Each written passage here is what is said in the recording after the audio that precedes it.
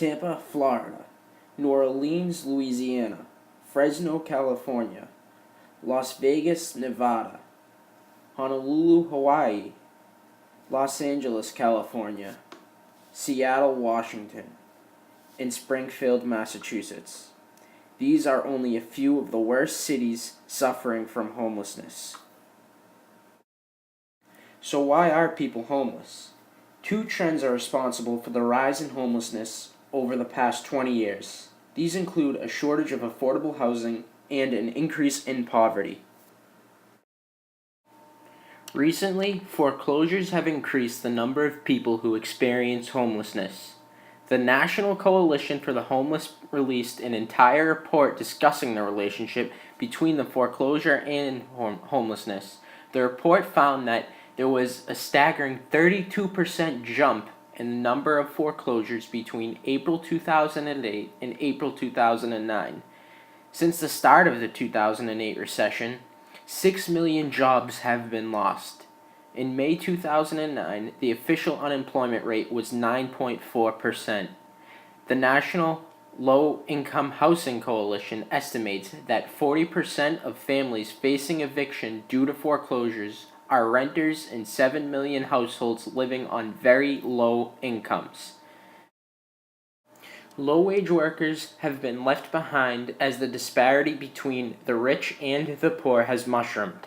To compound the problem, the real value of the minimum wage in 2004 was 26% less than in 1979. Factors contributing to wage declines include a steep drop in the number and bargaining power of unionized workers, erosion in the value of the minimum wage, a decline in manufacturing jobs, and the corresponding expansion of lower-paying service sector employment, globalization, and increased non-standard work.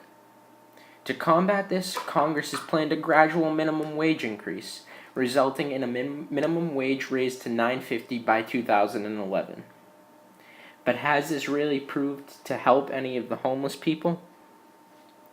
Maybe slightly, but we have realized that over time, people even working off of $9.50 an hour cannot afford to rent a one-bedroom apartment in any city across the United States. In addition to low wages, homeless people cannot afford health care.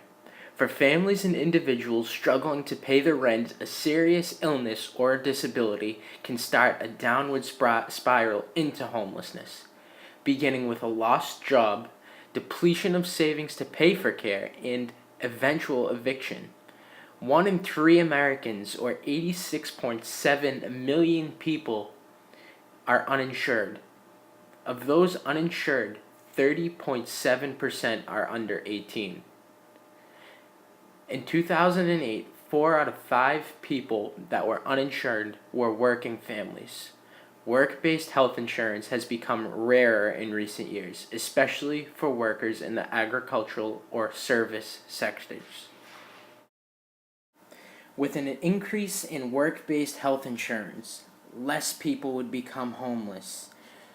Affordable health insurance and health benefits for workers would allow for a decrease in the amount of homeless people across the cities in the United States. The most shocking part of all of this is that these are only a few statistics compared to the many that cause people to become homeless. The government must play a bigger role in fixing the problem of homelessness. In order for everyone to benefit, communities must gather together to find a solution. As a community, we must raise awareness together in order to fix the problem. With an increase in wages, affordable housing, and health care, cities across the nation will be able to prosper, and this will lead to the ultimate decrease in homelessness. Here are only a few facts that everyone should know about homelessness.